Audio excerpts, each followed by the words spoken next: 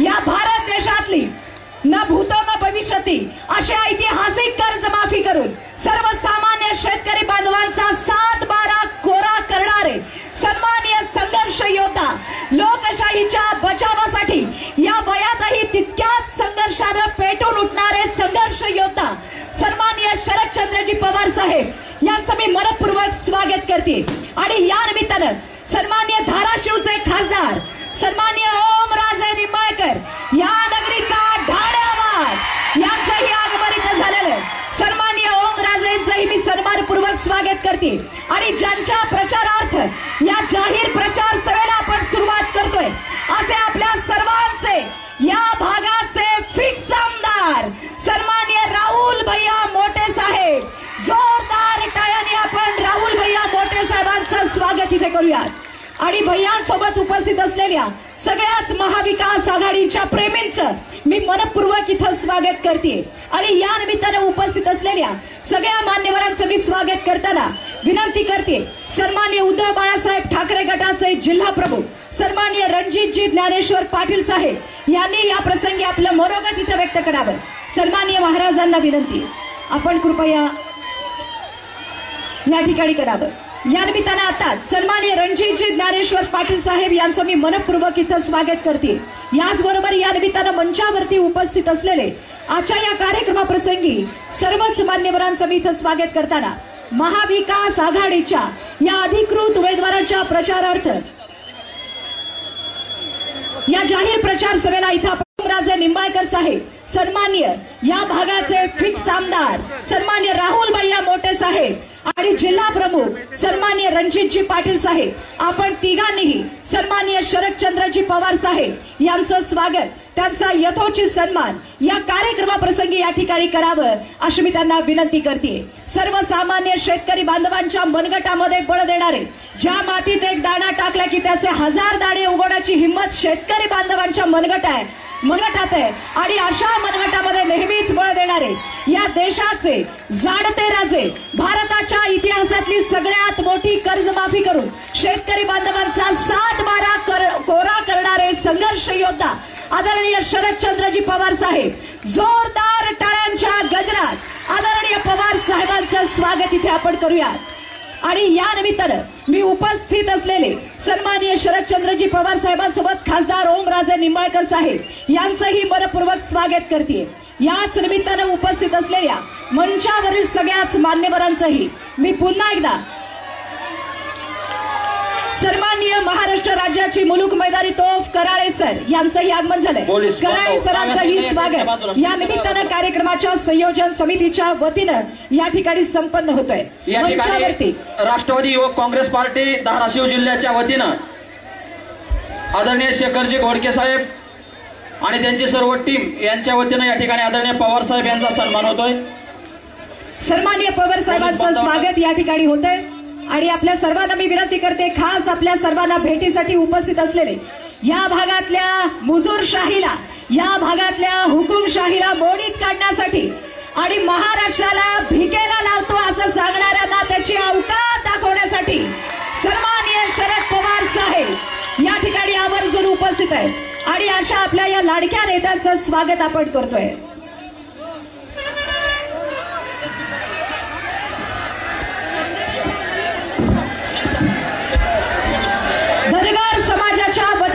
सन्माननीय पवार साहेबांचा यथोचित सन्मान इथं होतोय।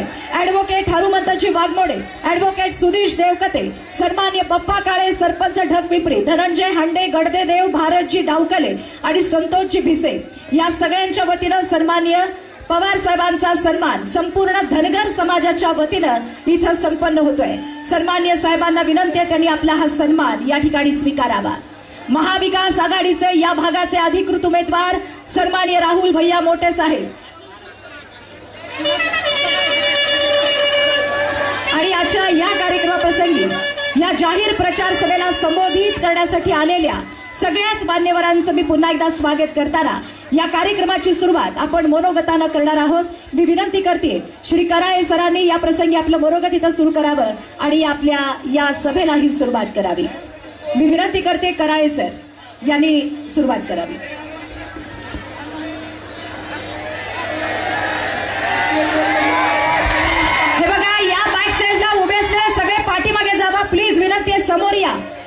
या बाजूला कोणीही थांबू नका. मी पुन्हा पुन्हा हात जोडून विनंती करते.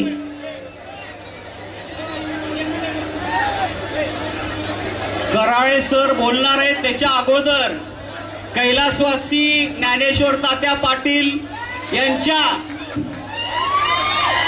स्मृतीस या ठिकाणी श्रद्धांजली वाहून कार्यक्रमाची सुरुवात होईल. स्वतः साहेब त्या ठिकाणी हार घालतील. आणि मी सर्वांना विनंती करते, ज्यांच्या विचारानं, ज्यांच्या संस्कारानं आणि ज्यांच्या कार्यानं आपल्याला परांडा विधानसभेमध्ये विकास साधायचाय, असे आपल्या सर्वांचे आदरास्थान आणि श्रद्धास्थान असलेले स्वर्गीय ज्ञानेश्वर तात्या पाटील साहेब यांच्या चरणी नतमस्तक होत त्यांच्या प्रतिमेला पुष्पहार अर्पण करत आपण आजच्या या सोहळ्याची सुरुवात इथं करणार आहोत. आदरणीय पवार साहेब स्वतः ज्ञानेश्वर तात्या पाटील साहेब यांच्या प्रतिमेला पुष्पार्पण इथं व्यक्त करतायत आणि आजच्या या सभेला इथं सुरुवात करतायत. ज्यांच्या विकास, विस्तार आणि विश्वास या त्रिसूत्रीच्या निकषावर समाज विकासाचा एक नवा अध्याय घालून देताना सन्माननीय ज्ञानेश्वर तात्यांनी इथला विकास साधला, अशा तात्यांच्या या स्मृतींना अभिवादन करत आपण आजच्या या जाहीर प्रचार सभेला इथं सुरुवात करतोय. आणि या निमित्तानं आदरणीय पवार साहेबांच्या शुभ हस्ते आदरणीय तात्यांच्या प्रतिमेला पुष्पार्पण करतोय. आणि यानंतर आपण या जाहीर प्रचार सभेला सन्माननीय कराळे सरांच्या मनोगतानं सुरुवात करतोय. हे बघा, या बाजूला उभे असलेले प्लीज हात जोडून कळकळीची विनंती आहे, खाली बसा, नाही तर तुम्ही समोर जाऊन बसा प्लीज. आपल्याला पवार साहेबांना ऐकायचंय. तुम्ही जर गडबड गोंधळ केलात तर कार्यक्रमामध्ये त्यांचा आवाज नाही येणार. सगळे शांत बसा आणि सहकार्य करा. कराळे सरांना विनंती आहे, सुरू करावं. Hello hello hello hello hello गद्दार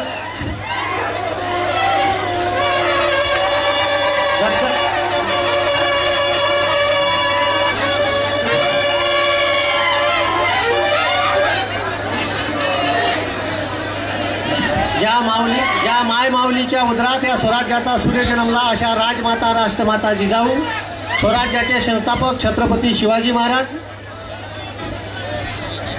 हॅलो हॅलो हा. ज्या महामानवाने माणसाला माणूस म्हणून जगण्याचा अधिकार दिला, असे भारतीय राज्यघटनेचे शिल्पकार डॉक्टर बाबासाहेब आंबेडकर. आणि त्या गद्दार खेकड्यांना समुद्रात टाकण्यासाठी इथं आदरणीय पवार साहेब आलेले आहेत.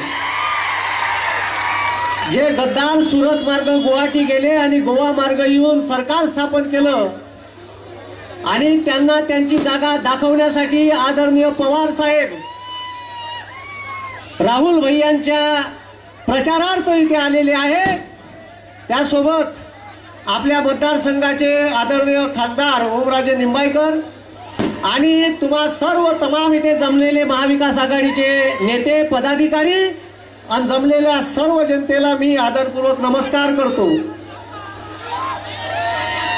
साहेब इथे आल्यावर मला असं कळलं आणि मी इथं रस्ते वगैरे पाहिले, अख्खा धिंगाणा या मराठवाड्यातील प्रत्येक तालुक्यात या गद्दारांनी करून ठेवला आहे.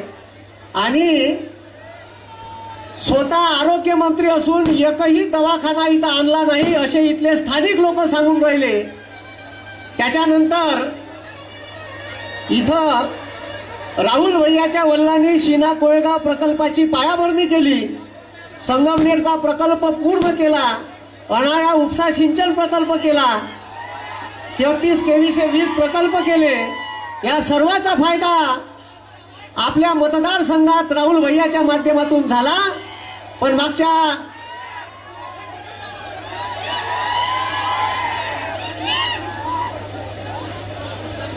आपण सर्व जमलेले इथं शेतकरी कामगार बंधू आहे. इथं या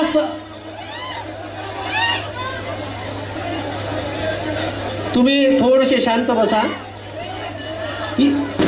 आपण सर्व शेतकरी इथं जमलेलो आहे. आता तुम्ही पाहून राहिले असाल का आपल्या महाराष्ट्रामध्ये सर्व शेतमालाच्या किमती काय. सोयाबीनचा हमीभाव 4,892 रुपये आहे आणि सोयाबीनचा मार्केटमध्ये रेट आहे 3200 आणि 3500 रुपये. जेव्हा शेतकऱ्याला कापूस पिकते तेव्हा हे मोदी सरकार ऑस्ट्रेलिया, ब्राझील, दक्षिण आफ्रिकेतून कापसाच्या गठांनी बोलवते. आताच नरेंद्र मोदी सरकारनं 22 लाख कापसाच्या गठाणी बनवण्याचे टेंडर पास केलेले आहे आणि आपल्या शेतकऱ्याच्या कापसाचे भाव पाडण्याचं काम या दाढीवाल्या सरकारनं केलं आहे. आणि मोदी सरकारनं एवढा सत्यानाश या देशाचा केला साहेब का मोदीनं हे लक्षात ठेवा का रिझर्व्ह बँकेचा रिझर्व्ह फंड म्हणजे बायकोच्या गळ्यातलं डोरलं असते आणि ते डोरलं कोण विकते? एखाद्या दारू पिणाऱ्या बेवड्याला सगळी समजते का हे बायकोच्या गळ्यातलं डोरलं विकायचं नाही. मोदी सरकारनं कोरोनाच्या काळापासून तर आतापर्यंत रिझर्व्ह बँकेचा रिझर्व्ह फंड एक वेळा 28,000 करोड, एक वेळा 76,000 करोड, एक वेळा बयाच संसदेत लढले तर आपल्या मागून 98,500 करोड रुपये काढून घेतले. जर उद्या देशातल्या बँका डुबल्या, जर उद्या देश डबघाईने आला तर आता आपल्यापाशी काही नरेंद्र मोदीनं ठेवलं नाही. उद्या आपल्याला कटोरं घेऊन फिरायचं काम या नरेंद्र मोदीनं आपल्यावर आणून ठेवलं आहे. हे जे गद्दाराचं सरकार आलंय मिंदे सरकार, या सरकारनं या देशातल्या पोरायले बेरोजगार करायचं काम केलं. नागपूरले मोठा प्रोजेक्ट होणार होता बिहारमध्ये टाटा एअरवेजचा. आता दिवाळीच्या 2 दिवस अगोदर स्पेनच्या राष्ट्राध्यक्षाला घेऊन गुजरातमध्ये टाटा एअरबसच्या प्रोजेक्टचं उद्घाटन केलं. आपल्या गोरगरीब शेतकरी कष्टकऱ्याचे पोरं इंजिनियर झालेले, आयटीआय झालेले, पॉलिटेक्निक झालेले पोरं तिथं लागले असते. पण हे लक्षात ठेवा या पोट्याले लग्न फिरवण्याचं काम, बेरोजगार ठेवण्याचं काम या शिंदे सरकारनं केलं. बरं या एकच प्रोजेक्ट नाही, सिंधुदुर्गमध्ये आता पाणबुडीचा प्रकल्प होता, पाणबुडी पर्यटनाचा, तोही गुजरातले नेला. त्याच्यानंतर तुम्हाला सांगतो वेदांता फॉक्सकॉन नावाची मोठी company share market, Vedanta Foxconn नावाची मोठी कंपनी जे सेमी कंडक्टर बनवते ते कंपनी 1,76,000 करोडची महाराष्ट्रात होणार होती. जेव्हापासून हे सरकार आलं ह्या प्रोजेक्ट गुजरातला गेला. 2 लाख पोरायले बेरोजगार करायचं काम या सरकारनं केलं. आमच्या लाडक्या बहिणी आहे इथं, या लाडक्या बहिणीले 1,500 रुपये द्यायचे कबूल केलं. आता तुम्हाला सांगतो या लाडक्या बहिणीचे 1,500 रुपये सरकार कवा काढून घेईन याचा काही नियम नाही. आणि लाडक्या बहिणीला 1,500 रुपये दिले. नरेंद्र मोदींना 2014ला सांगितलं होतं मी स्विस बँकेतून ब्लॅक मनी आणीन 100 दिवसात. घंटे नाही आणला, एकही रुपया आणला नाही. आणि 15 लाख प्रत्येकाच्या अकाउंटवर येईन म्हणे. किती लाख? 15 लाख. आमच्या लाडक्या बहिणीले तुम्हाला 15 लाखावरून 1,500 रुपयावर आणलं ना. मग आता हे 1,500 रुपये जे तुम्हाला दिले तर हे कवाई वापस मागू शकते त्याचं उदाहरण मी आहे. अशीच एक नरेंद्र मोदीने एक योजना चालू केली होती, शेतकरी सन्मान योजना. शेतकऱ्याला 6,000 रुपयाची भीक द्यायची. दिवाळीचा किराणा नाही होत 6,000 रुपयात, लक्षात ठेवा. यानं 6,000 रुपये दिले आणि आपल्या फवाऱ्याच्या औषधावर 18% जीएसटी लावला, खतावर 5% जीएसटी लावला. 1 लाखाचं जर फवाऱ्याचं औषध घेतो तर 1,18,000 रुपये द्या लागते. 18,000 रुपयाचा गल्लुऱ्या नरेंद्र मोदीनं काढून घेतला. हे लक्षात ठेवा. आता जर तुम्हाला 18,000 रुपये निव्वळ टॅक्स भरा लागते आणि 6,000 रुपये तुमच्या हातात ठेवते. सोयाबीनले क्विंटल मागं 1,500 रुपयाचं नुकसान आहे. किती रुपयाचं? 1,500. एका एकरात 1,500 रुपये 8 क्विंटल सोयाबीन पिकते. 15×8 12,000 रुपये एका एकरा मागं तुमचं नुकसान हे मोदी सरकार करत आहे. म्हणून येणाऱ्या काळात एवढं लक्षात ठेवा का आपल्याला जर काही बदल करायचा असन, आपल्याला डबल शेपून घ्यायची नसन तर येणाऱ्या निवडणुकीत राहुल भैयांना जास्तीत जास्त मतानं विजयी करायचा आहे. आणि हे जे इथं गद्दार आलेले आहे या गद्दारांनी इथं शेतकऱ्याचा अपमान केला. शेतकऱ्याला यायनं काहीच नाही केलं. ठीक आहे, हे जे तानाजी सावंत आहे यायनं या शेतकऱ्याला 5 किलो साखर दिली, पण साखर कारखान्यात ऊसाचं माप, ठीक आहे, ऊसाचं माप तोडून तुम्हाला 5 किलो साखर वाटली. याच्यावर तर यायनं काही केलं नाही. त्याच्यानंतर शेतकरी सन्मान योजना चालू केली तर माया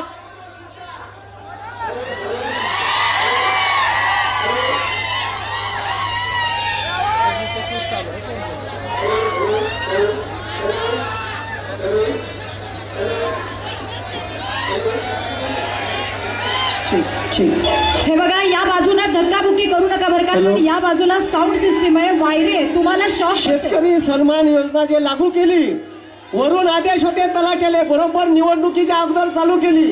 आणि निवडणुकीच्या अगोदर अशा योजना चालू करतात का तुम्हाला पैसे टाकायचे आणि तुमचे मतं 5 वर्षासाठी घ्यायचे. मग हे सरकार तुम्हाला गोलगोल फिरवाचं काम करते. माझं म्हणणं एवढंच आहे का तलाठ्याले आदेश आले 2018ले 19ले इलेक्शन होतं का टाका यायच्या अकाउंटवर पैसे आणि अकाउंटवर पैसे टाकले. त्याच्यात माझ्या अकाउंटवर पैसे टाकले. ज्या शेतकऱ्याला वाटत टाका 7-12 नाव नाही पैसे पेलवा. मला टाकले मस्त 18,000 रुपये आले. बरं वाटलं. मला वर्धेच्या तहसीलदारानं 3 वर्षानं एक नोटीस पाठवला का कराई गुरुजी तुम्ही इन्कम टॅक्स भरता म्हणे, तुम्ही हे पैसे घेऊ शकत नाही, आमचे 18,000 रुपये वापस करा. आता एका घरी तीन महिलांना पैसे घेतले आहे. आणि आता हे जर त्यानं म्हणलं का तुम्ही एका घरी 3 लोकांना पैसे घेतले आहे, दोघीचे वापस करा, तुम्ही दिवाळीत पैसे खर्च करून टाकले. आता त्यानं मला पैसे वापस मागितले. साहेब म्हणलं माही कोण्या कागदावर सही नाही, मी तुम्हाला पैसे मागितले नाही, तुम्ही माझ्या अकाउंटवर पैसे टाकले, मी पैसे कसे देऊ. तर वर्धेचे तहसीलदार म्हणे का तुमच्या 7 बाऱ्यावर आम्ही पैसे चढू.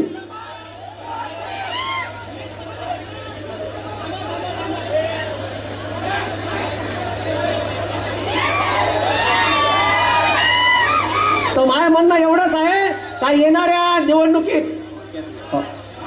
निवडणुकीत राहुल भैयाला जास्तीत जास्त मतानं विजयी करा आणि तुतारी या चिन्हासमोरचं बटन दाबून त्यांना जास्त लीड निवडून द्या. रामकृष्ण हरी, रामकृष्ण हरी. धन्यवाद. सन्माननीय कराळे सरांचे मनपूर्वक आभार व्यक्त करते. आणि यानंतर संपूर्ण धनगर समाजाच्या वतीनं पवार साहेबांचा यथोचित सन्मान मानाची काठी घोंगडं देऊन या ठिकाणी संपन्न होतोय. अॅडव्होकेट हनुमंत वाघमोडे, अॅडव्होकेट सुजित देवकते, बप्पा काळे, सरपंच धनंजयजी हांडे, गडदे देव, श्री भारत डावकले, संतोषजी भिसे, मारुती मासाळ, माजी जिल्हा परिषद सदस्य आणि आरडी सूळ यांच्या शुभ हस्ते हा सन्मान होतोय. आणि आज या प्रसंगी परांडा विधानसभा मतदारसंघातील अखंड धनगर समाजाच्या वतीनं सन्मान्य राहुल भैया मोटे यांना या ठिकाणी पाठिंबा देण्यात येतोय. एकदा जोरदार टाळ्यांच्या गजरामध्ये आपण त्यांचे आभार व्यक्त करूया. धनगराच्या समाजाच्या या लेखी सक्षणाताई सलगर मंचावरती उपस्थित आहेत. मी त्यांच्या उपस्थितीमध्ये हा सन्मान होतोय. बोला येळकोट येळकोट. यानंतर डोकेवाडीचे बाळासाहेबजी खरवडे यांचा पक्ष प्रवेश इथं होतोय. सन्मान्य रविदादा पवार, चंद्रकांतजी डोके, सन्मान्य ज्ञानदेवजी पवार या सर्वांचा पक्ष प्रवेश आज या महाविकास आघाडीमध्ये इथं होतोय. याचबरोबर माजी सरपंच असलेले रविदादा पवार, उपसरपंच बाळासाहेब खरवडे, याचबरोबर चेअरमन ज्ञानदेवजी पवार, वंचित बहुजन आघाडी जिल्हा समन्वयक श्री संभाजी वामन इसगज यांचाही पक्ष प्रवेश इथं होतोय. याचबरोबर विद्यमान ग्रामपंचायत सदस्य सन्माननीय अमोल कचरू भोसले, याचबरोबर धनंजय उत्तम थोरात, आनंदजी पालवे, अनिकेत थोरात आणि अभिषेकजी धनंजय थोरात या सर्वांचा पक्ष प्रवेश आजच्या या जाहीर प्रचार सभेप्रसंगी इथं संपन्न होतोय. मी उपस्थित असलेल्या आणि पक्ष प्रवेश करणाऱ्या या सर्वांचं या परिवारामध्ये मी मनपूर्वक स्वागत करते. आणि आमदार राहुल भैया मोटे साहेब यांच्या उपस्थितीमध्ये हे सर्वांचा पक्ष प्रवेश इथं घेत आहेत. मी सर्वांचं पुन्हा एकदा इथं स्वागत करते. आणि यानंतर मंचावरती उपस्थित असलेल्या मान्यवरांचं मनोगत आपण पुन्हा एकदा ऐकतोय. या निमित्तानं उपस्थित असलेले शिवसेनेचे तालुका प्रमुख सन्माननीय मेघराज दादा पाटील साहेब यांना मी विनंती, पण त्याच्या आधी आपल्या सर्वांशी संवाद साधतायत जिल्हा प्रमुख शिवसेना या भागाचे लोकप्रिय असं युवा नेतृत्व सन्माननीय रणजित दादा ज्ञानेश्वर तात्या पाटील. मी सन्माननीय रणजित दादांना विनंती करते त्यांनी या प्रसंगी मनोगत व्यक्त करावं.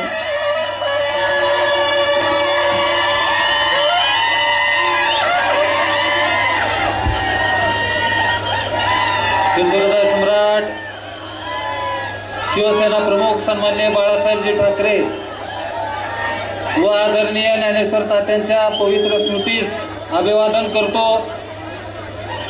आणि आजच्या या विजयी सभेला उपस्थित असलेले सबंध महाराष्ट्रातील लाडकं नेतृत्व सन्माननीय पवार साहेब,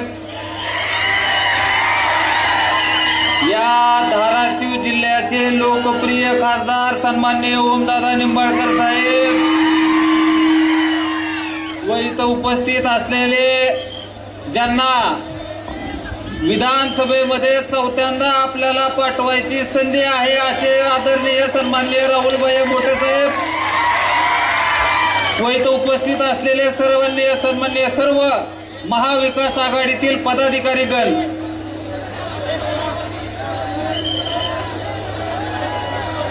आज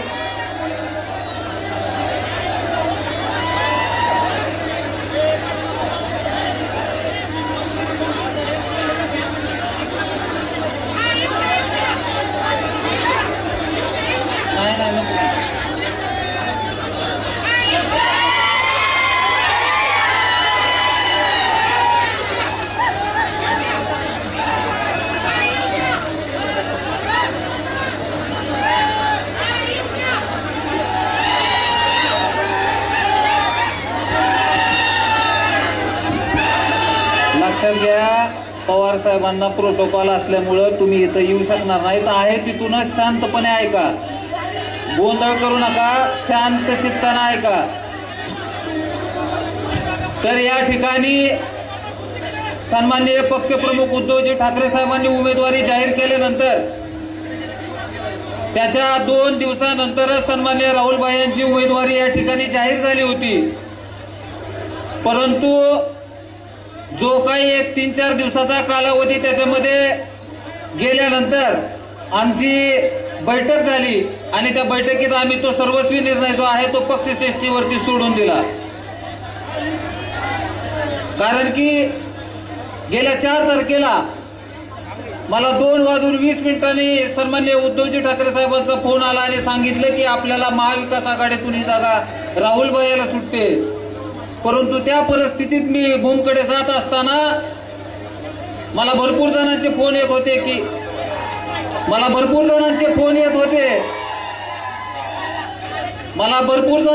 येत होते की विड्रॉल करू नको. परंतु मित्रांनो, एक गोष्ट लक्षात घेतली पाहिजे की जो भगवा माझ्या वडिलांनी आदरणीय ज्ञानेश्वर तात्यांनी गेली 40 वर्ष हा इमानीद्वारे जपला होता, त्या भगव्याची कधीही बैमानी कधी करणार नाही, ही खूणगाठ बांधून मी त्या ठिकाणी गेलो.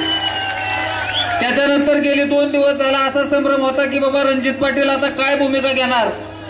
तर मी तळमळीनं कळकळीनं सगळ्यांना सांगू इच्छितो की येत्या 20 तारखेला आपल्याला राहुलभाई याच्या पाठीमागं सक्षमपणे उभं राहायचंय. ह्या आपल्या गोष्टीमध्ये कुणीही कुठल्या गोष्टीची तमा बाळगू नका, कुणीही संशय बाळगू नका. कारण की आता बऱ्याच अफवा उडणार आहेत की बाबा कोण कुठं गेलं, परंतु कुठल्याही अफवेला बळी न पडता ज्या माणसानं तात्या हयात असताना त्यांना मरण यातनी इतका त्रास दिला, त्या माणसाच्या पाठीशी मी कधीही उभं राहू शकणार नाही, हे त्यांनी लक्षात घ्यावं. आणि आता कसं आहे की आता रिंगण जवळ आलेला आहे, तर जेवढा आपल्याला त्रास द्यायचा होता तेवढा 2.5-3 वर्षात दिलेला आहे. आता बारी आमची आहे. आणि लक्षात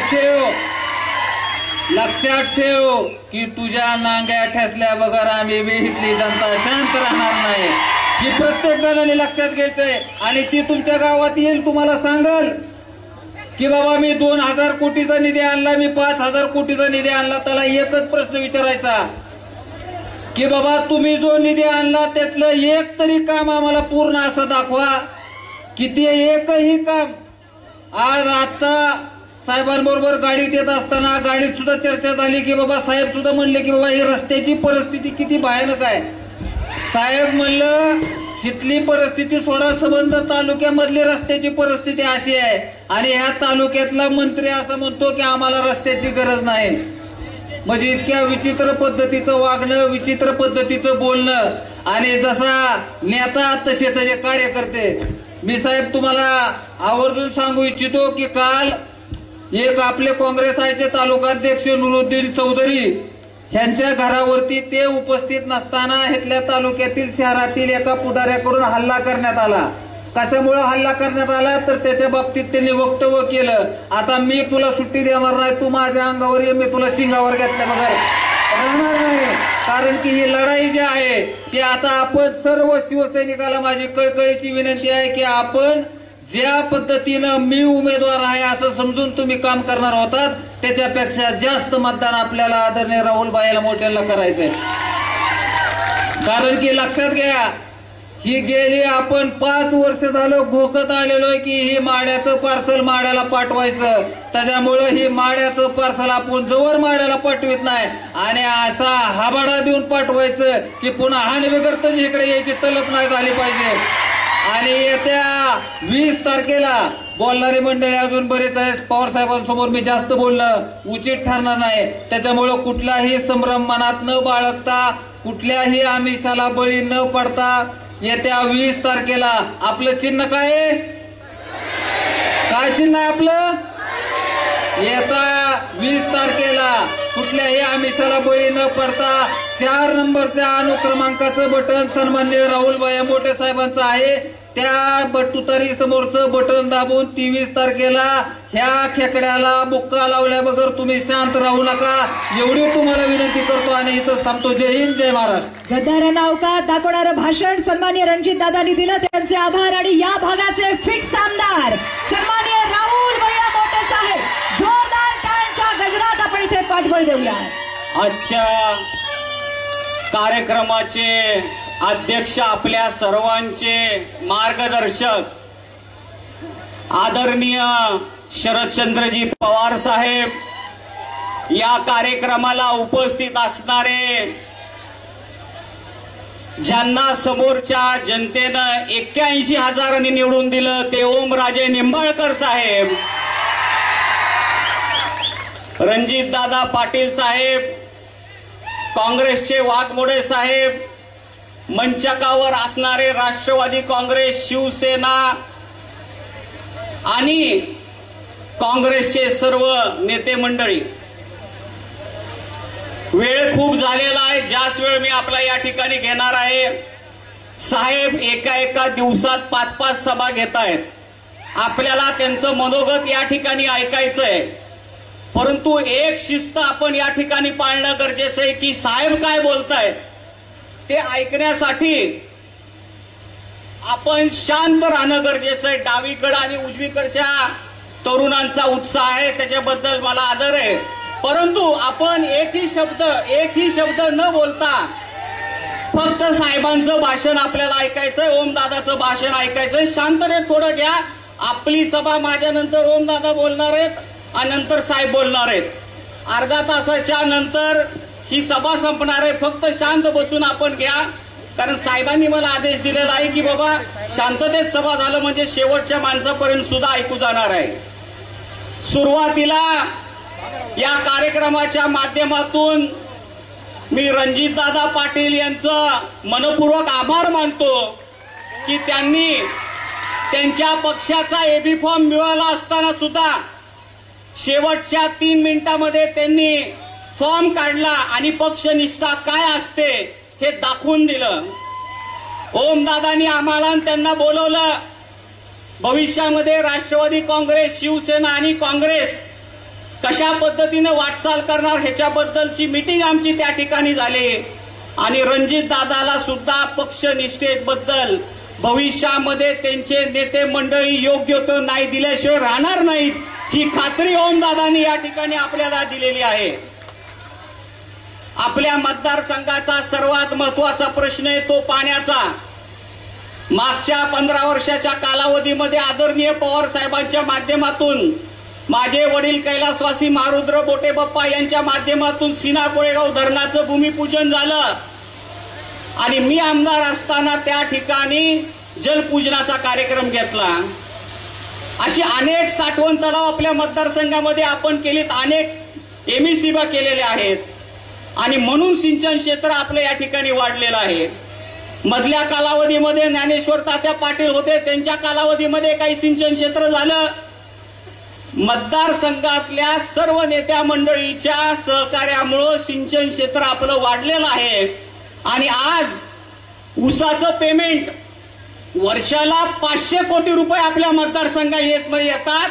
ही सिंचनाची आपली कमाल आहे आणि ह्याची सुरुवात आदरणीय पवार साहेबांच्या माध्यमातून झालेली आहे. हा झाला एक टप्पा. दुसरा टप्पा, उजनी धरणातलं पाणी सीना कोळेगाव मध्ये आणण्याचं टेंडर आपण आमदार असताना आपल्या सरकारच्या वेळेस केलेलं होतं, परंतु 20% काम राहिलेलं असताना आपण निवडून दिलेल्या आमदारांनी हे पाणी आपल्या मतदारसंघामध्ये आणलेलं नाही, त्याचा कधी न भरून निघणारा तोटा आपल्या शेतकऱ्यांना या ठिकाणी झालेला आहे. निवडून यायच्या अगोदर इलेक्शन चालू असतानाच त्यांनी सांगितलं हिंगणगावला पाणी आणलं. आलं का हिंगणगावला पाणी? त्यानंतर म्हणाले आसूला पाणी आलं. आलं का आसूला पाणी? बोगद्या दाखवायला गेले, म्हणाला उजनीचं पाणी आलं. आलं का पाणी उजनीचं? फक्त शेतकऱ्यांची दिशाभूल करण्याचं काम यांनी केलेलं आहे. या ठिकाणी गेल्या वेळेस माझा पराभव झाला, तो स्वीकारला. 5 वर्ष आपण लोकांच्या संपर्कात राहिलो, विरोधी पक्षाचं काम केलं. पीक विमा असेल, दुधाचा दरभाव असेल, ह्याच्याबद्दल आंदोलनं केली आणि आपण लोकांच्या संपर्कात राहिलो. इलेक्शनच्या अगोदर आपण संवाद दौरा सुरू केला. 4 ते महिन्यामध्ये आपण जवळजवळ मतदारसंघाचे 2 राऊंड घेतले आणि अतिशय चांगला प्रतिसाद संवाद दौऱ्याला आपल्याला या ठिकाणी मिळाला. आपलं कॉपी करून तानाजी सावंतने सुद्धा संवाद दौरा सुरू केला. काय झालं संवाद दौऱ्यामध्ये? लोक त्यांना प्रत्येक गावामध्ये गेल्यानंतर विरोध करू लागले. एका शेतकऱ्याला तर ते बोलत असताना, प्रश्न विचारताना एका शेतकऱ्याची अवकात काढण्याचं काम तानाजी सावंतने केलेलं आहे. या निवडणुकीमध्ये शेतकरी सुद्धा तानाजी सावंतला त्याची अवकात दाखवल्याशिवाय राहणार नाही, याची खात्री मला या ठिकाणी आहे. 5 वर्षामध्ये 1 तलाव केलेला त्यांनी दाखवा आपल्याला. 1 तलाव, 1 एमएससीबी केलेली त्यांनी आपल्याला दाखवावी. 1 प्रशासकीय इमारत केलेली त्यांनी दाखवावी. ज्या खात्याचे ते आरोग्य मंत्री आहेत त्या खात्याचं दवाखाना सुरू करून डॉक्टर्स पेशंटला त्या ठिकाणी सेवा देतात असं 1 दवाखाना दाखवावा आणि 1 लाख मिळवावा, असं मी तुम्हाला आव्हान या ठिकाणी करतो. पत्रकारांनी सांगावं, त्यांच्या नेत्यांनी सांगावं, ही जी शाश्वत कामं आहेत, आपण जे पाणी दिलेलं आहे त्याचं भविष्यामध्ये 50-100 वर्षामध्ये त्या पाण्याचा फायदा आपल्या लोकांना होणार आहे. तानाजी सावंतनी काय केलं? इलेक्शन लागल्यावर आता साड्या वाटल्या, साखर वाटली, मुरुम टाकला. या ठिकाणी तानाजी सावंत साखर वाटू शकतो. या ठिकाणी तानाजी सावंत तुम्हाला साखर देऊ शकतो, बचत गटाला पैसे देऊ शकतो, परंतु तानाजी सावंत आपल्या मतदारसंघाला पाणी देऊ शकत नाही. पाणी फक्त राहुल मोठे आणि महाविकास आघाडीच या ठिकाणी आपल्या मतदारसंघाला पाणी देऊ शकते. महाविकास आघाडीमध्ये ओमदादा आहेत, रणजितदादा पाटील आहेत, आदरणीय पवार साहेबांचा आशीर्वाद आहेत. येणाऱ्या काळामध्ये उजनी धरणातलं पाणी 100% आपल्या मतदारसंघामध्ये आणण्याचा शब्द मी तुम्हाला या कार्यक्रमाच्या निमित्तानं देतो. हे करत असताना मराठा आरक्षणाच्या संदर्भात आपण प्रत्येक वेळेस आपली भूमिका घेतली. मी आमदार असताना मराठा समाजाचा प्रश्न अधिवेशनामध्ये मांडला. फक्त मराठा समाजा नाही तर धनगर समाजाचा सुद्धा प्रश्न मी अधिवेशनामध्ये मांडला आणि आपल्या मतदारसंघामध्ये सर्व जाती धर्माला बरोबर घेऊन जाण्याचं काम आपण 15 वर्षामध्ये केलं. 15 वर्षामध्ये आपला इतिहास आहे. गुन्हा गोविंदानं आपण या ठिकाणी एकत्रितरित्या काम करत होतो. काल दादानी सांगितलं की आपल्या नुरुद्दीन चौधरीला मला सुद्धा 11:30 वाजता फोन आला, दगड टाकतायत. 1 भाषण केलं तर ह्यांना एवढं जमलं, अजून तर निवडणूक बाकी आहे. मला या ठिकाणी सांगायचंय, कुणाचीही दादागिरी आपण खपवून घेणार नाही. त्याला जशाच तसं उत्तर आपल्याकडून मिळेल हे मी तुम्हाला या कार्यक्रमाच्या निमित्तानं सांगू इच्छितो. आपल्या मतदारसंघाची 15 वर्षामध्ये कसं वाटचाल होती? मी आणि तात्या एकमेकाच्या विरोधात उभा होतो, भाषणं करायचो. खालच्या लेवलनी आम्ही कधी त्या ठिकाणी एकमेकावर टीका केली नाही. एखाद्या वेळेस आपल्या कार्यकर्त्यामध्ये जर भांडणं लागली तर मी तात्याला फोन करायचो की ही भांडणं मिटवून घ्या. ताता आम्हाला म्हणायचे की तुम्ही तुमच्या कार्यकर्त्याला सांभाळा, आणि मतदार संघाची संस्कृती आपण जोपासली. आता काय होतंय, दहशतीचं वातावरण, गोळीबार व्हायला लागले मतदारसंघामध्ये, होत आहेत का नाहीत? आपला पूर्वीचा शांततेत असणारा मतदारसंघ आपल्याला पाहिजे का? आणि मग पाहिजे असेल तर महाविकास आघाडीच्या मागणं आपण या ठिकाणी उभा राहणं गरजेचं आहे. इथल्या परांडा शहरातल्या व्यापाऱ्यांना मला सांगायचंय, दुकानदारांना सांगायचंय की आपल्या मतदारसंघामध्ये पाणी आलं म्हणून आज परांडामध्ये व्यापार वाढला. इथल्या परांडा शहरातल्या जमिनीचे रेट पुण्याच्या बाहेरच्या एरियातल्या आउटस्कर्टच्या रेटच्या बरोबरीने आपले रेट झालेले आहेत. आणि ही प्रगती आपण या ठिकाणी केलेली आहे. आपल्या काळामध्ये दादागिरी नव्हती, गोळीबार नव्हता, दहशत नव्हता. आणि हे जर असं जर सुरू झालं तर भविष्यामध्ये हिथं जर कुणी जमा विकत घेतली, प्लॉटिंग पाडलं तर त्याच्यामध्ये हिस्सा मागितला जाईल अशी भीती या ठिकाणी निर्माण झालेली आहे. आणि म्हणून पवार साहेब असताना, ओमदादा असताना मी जास्त या ठिकाणी बोलणार नाही. आपली ही लढाई आपल्याला लढायची आहे. आणि ही लढाई कुणाच्या विरोधात आहे? आपली ही लढाई महाराष्ट्राला भिकारी बनवेन म्हणणाऱ्या माणसाच्या विरोधात आपली लढाई आहे. आपली लढाई मराठ्यांच्या आरक्षणाची खास काढणाऱ्या माणसाच्या विरोधात आपली लढाई आहे. आपली लढाई कुणाबरोबर आहे? आपली लढाई मनोजदादा जरांगे पाटील यांना एकेरी शब्दात बोलणाऱ्या माणसाच्या विरोधात आपली लढाई आहे. आणि सगळ्यात महत्वाचं म्हणजे आपली लढाई गद्दार खेकड्याच्या विरोधात आहे. हे आपण या ठिकाणी समजून घेण्याची गरज आहे. पवार साहेब नसताना परत एकदा प्रत्येक वेळेस मी भाषण केले, त्यामुळे मी जास्त लांबलचक या ठिकाणी बोलणार नाही. इथं काँग्रेसची मंडळी आहेत, शिवसेनेची मंडळी आहेत, राष्ट्रवादीची आहेत. या ठिकाणी महाविकास आघाडीचा उमेदवार म्हणून मी शब्द देतो. या तिन्ही पक्षाला बरोबर घेऊन जाण्याचा शब्द मी तुम्हाला या कार्यक्रमाच्या निमित्तानं देतो. आणि येणाऱ्या 20 तारखेला आपण तुतारी वाजवणाऱ्या माणसाच्या बटनावर मतदान करावं ही विनंती करतो आणि माझे 2 शब्द संपवतो. धन्यवाद. विक्रमी मताधिक्यानं या भागाचे फिक्स आमदार म्हणून आपल्या प्रत्येक जनमानसात आपल्या स्वतःचं स्थान निर्माण करणारे राहुल भैया यांचे आभार. आणि यानंतर मी या ठिकाणी आमंत्रित करते गद्दारांना त्यांची अवकात दाखवणारं या भागातलं ढाण्या नेतृत्व. आता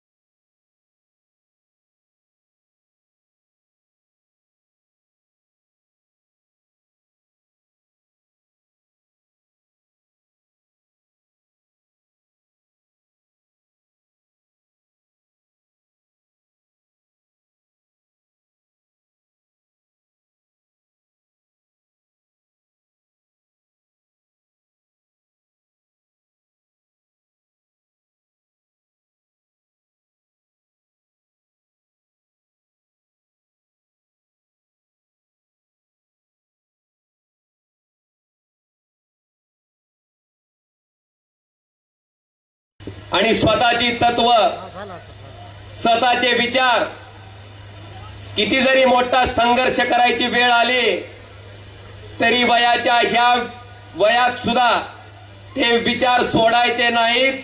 अशा प्रकारची प्रेरणा आम्हा तरुणांना देणारं एक महाराष्ट्रातलं सृजनशील नेतृत्व आदरणीय शरदचंद्रजी पवार साहेब. या ठिकाणी मंचावर उपस्थित असलेले शिवसेनेचे जिल्हा प्रमुख कैलासवासी ज्ञानेश्वर तात्या पाटील यांचे चिरंजीव आणि बांधवानो, माझं संबोधन सुरू करण्यापूर्वी आदरणीय तात्यांना सुद्धा मी विनम्र असं अभिवादन करतो. त्यांचे चिरंजीव ज्या ज्ञानेश्वर तात्यांनी 1995 पासून शिवसेनेचा भगवा जो खांद्यावर घेतलाय, तो स्वतःच्या अंगात रक्ताचा शेवटचा थेंब होता, तोपर्यंत तो भगवा त्या ठिकाणी खाली पडू दिला नाही. निष्ठा काय असते, शिवसैनिक कसा असतो, याचं उदाहरण ज्या तात्यांनी पूर्ण महाराष्ट्राला दिलं, त्याच तात्यांच्या पावलावर पाऊल टाकून रणजितनं शिवसेनेचा एबी फॉर्म असताना सुद्धा पक्षप्रमुख उद्धवजी ठाकरे साहेबांचा आदेश आल्याच्या नंतर रणजित परंड्याला होता. बांधवानो, 150-140च्या स्पीडनं जाऊन रणजितनं शेवटचे 2 मिनिटे शिल्लक असताना तो एबी फॉर्म काढला. मला अभिमान आहे की आज रणजित पाटील आमचे जिल्हा प्रमुख आहेत, मंचावर उपस्थित असलेले. आणि भैया, तुम्ही आता 100% चौकार मारणार आहे, तुम्ही बिलकुल काळजी करायचं काही कारण नाही. आणि साहेब, माझी तुम्हाला विनंती असणार आहे की एका बाजूला महाराष्ट्रात गद्दारीच्या राजकारणानं पोखरलंय, स्वतःच्या स्वार्थासाठी, स्वतःच्या पदासाठी माणसं त्या ठिकाणी 40-40 वर्षाचे पक्ष मोडून त्या ठिकाणी पळून जात आहेत. कोण खोक्याच्या आमिषाला बघून पळून जाते, कोण ईडी सीबीआयच्या भीतीला बघून पळून जाते. पण तशा प्रतिकूल परिस्थितीतही राहुल यांनी आपली साथ सोडली नाही साहेब. प्रामाणिकपणे, इमानदारीनं त्या ठिकाणी पवार साहेबांशी प्रामाणिक राहून त्यांच्या पाठीमागं खंबीरपणे उभा राहायचं काम राहुल यांनी केलंय. आणि भैया, ही प्रामाणिकपणा, ही निष्ठा, ही जनता 20 तारखेच्या मतदारातून दाखवून देईल की गद्दार काय असते आणि खुद्दार काय असते, हे येणाऱ्या 23 तारखेच्या निकालातून आपल्याला त्या ठिकाणी दिसून येईल. बांधवानो, आपण बघताय मागच्या 2.5 वर्षापासून महाराष्ट्रातलं राजकारण. आता मला सांगा, खरी शिवसेना कुणाची हो?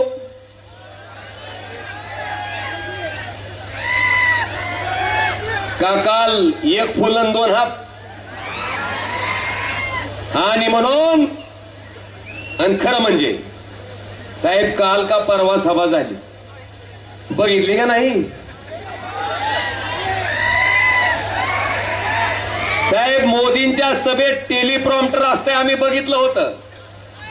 पण काल महाराष्ट्रानं मुख्यमंत्र्याच्या सभेत लाईव्ह टेलिप्रॉम्प्टर बघितलं साहेब, लाईव्ह. ही मागूनच सारखं प्रॉम्प्ट करत होतं, बघितलं का नाही? अमुक योजना, तमुक योजना, तमुक योजना. बांधवानो, मला आपल्या सगळ्याला विचारायचंय, 5 लाख रुपयाचं बघा, 16 वर्षाच्या तरुणाला लाजवल असा उत्साह आहे का नाही? मला वाटतंय महाराष्ट्रातलं सुद्धा वय वाढलं असलं तरी तरुणानं आदर्श घ्यावा असं एक व्यक्तिमत्व माझ्या पाठीमागं इथं बसलंय स्टेजवर. आज बांधवाडो, मला आपल्याला सांगायचं की अतिशय हीन पातळीचं राजकारण चालू आहे. स्वतःच्या स्वार्थासाठी, स्वतःला ईडीच्या चौकशीतून वाचण्यासाठी, स्वतःच्या 50 खोक्यासाठी लोक त्या ठिकाणी फुटतायत. आज आम्हाला अभिमान आहे साहेब, आम्ही स्वाभिमानानं, अभिमानानं कुठल्याही व्यासपीठावर गेल्यावर, कोणाच्या समोर गेल्यावर सुद्धा आम्ही त्या ठिकाणी भाषण करू शकतो. कारण 50 खोके घेऊन जर कुणी गद्दारी केली असती तर इथं बारकं बसलेलं शेंबडं पोरगं सुद्धा म्हणलं असतं, काय मोठ्यानं भाषण करायला रे 50 खोकेवाल्या. आम्ही आमची प्रामाणिकपणा, आमचा इमानदारी आम्ही दाखवलंय, आमची निष्ठा आम्ही दाखवलंय. आणि म्हणून आज साहेब, आमच्याकडे पैशाची कमी असेल, नसेल आमच्याकडे सत्ता, पण त्या ठिकाणी नीतिमत्तेचा आणि निष्ठेचा अधिष्ठान इतक्या मोठ्या प्रमाणावर आहे साहेब की ह्या भागातल्या जनतेनं, या भागातल्या समोर बसलेल्या जनतेनं मला सारखं हिनवायचे, मोदीमुळं आला, मोदीमुळं आला. मला सासूर असंच होता, सारखा डुसण्या होत्या. मी सोनारीच्या भैरवनाथाच्या चरणी प्रार्थना केली की देवा एक ना एक दिवस अशी संधी दे की ही मोदी साहेब माझ्या विरोधात असताना जेवढ्या मतानं मी 19ला निवडून आलतो त्याच्यापेक्षा एक का होणं पण आगाऊ मत टाक.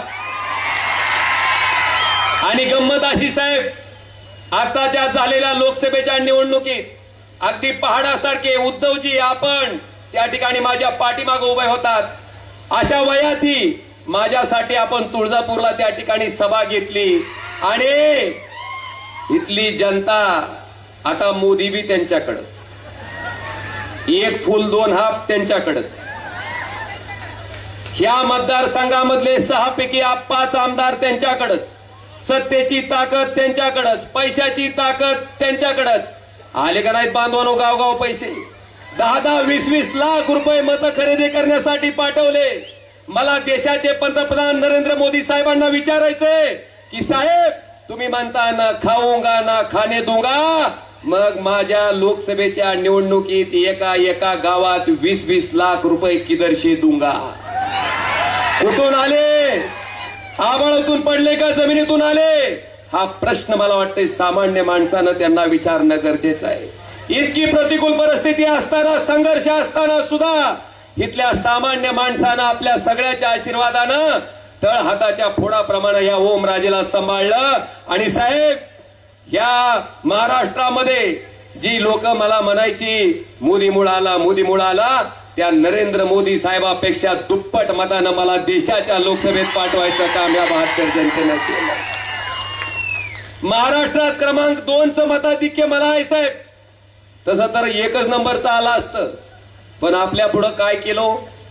पहिल्या मशीनवर 2 नंबरला ओमराजे निंबाळकर नाव, आपलं चिन्ह मशाल. दुसऱ्या मशीनवर पण एक मंगरुळचा निंबाळकर आणून उभा केला, त्याचं चिन्ह चिमणी. ती चिमणी मशाल सारखी दिसायची साहेब. आणि त्या चिमणीनं 20,000 मतं माझी खाल्ली. ती 20,000 मतं जर आपल्याकडे आली असती तर साहेब आपल्या सगळ्याच्या आशीर्वादानं महाराष्ट्रात 1 नंबरनं निवडून आलेला खासदार लीडनं ह्या ओमराजे त्या ठिकाणी असला. साहेब आज आपल्या माध्यमातून मला एवढंच सांगायचंय की कैलासवासी ज्ञानेश्वर तात्या पाटील साहेबांनी ज्या माणसाला इथं आणलं, ज्या माणसाला हाताला धरून राजकारणाचे धडे दिले, स्वतःचे बंधू ज्या मतदारसंघातनं त्या ठिकाणी जिल्हा परिषदचे सदस्य होते, तो मतदारसंघ त्यांच्या पुतण्यासाठी दिला, निवडून आणलं, जिल्हा परिषदचं उपाध्यक्ष केलं, साहेब त्यांना आमदार केलं. त्या माणसाच्या तोंडातनं तात्या आजारी असताना जर मी लक्ष घातलं नसतं तर तुमच्या फोटोला हार पडला असता. ही जर भाषा येत असेल तर ही भाषा वापरणाऱ्या माणसाचं आपण काय केलं पाहिजे बांधवानो? काय केलं पाहिजे आपण? तात्या नेहमी म्हणायचे की मी गुलाल लावलाय, बुक्का सुद्धा कोण लावणार आहे? हे तुमच्या तुम्ही म्हणा. आता मी बघतोय जे ते आमदार येतंय प्रत्येक ही खोकेवाले सुरत मार्गे गुवाहाटीला जे पालती पडलेली येते का ती सारखी येते ती. आणि एकच गोष्ट असते, 4,000 कोटीचा निधी आणला, 5,000 कोटीचा निधी आणला. आता अरे ही 5,000 कोटी 4,000 कोटीचा निधी जर ओमराजेनं गोर्धनवाडीची जमीन विकून आणला असता तर त्यानं म्हणावं निधी आणला म्हणून. ही निधी कुणाचा आहे?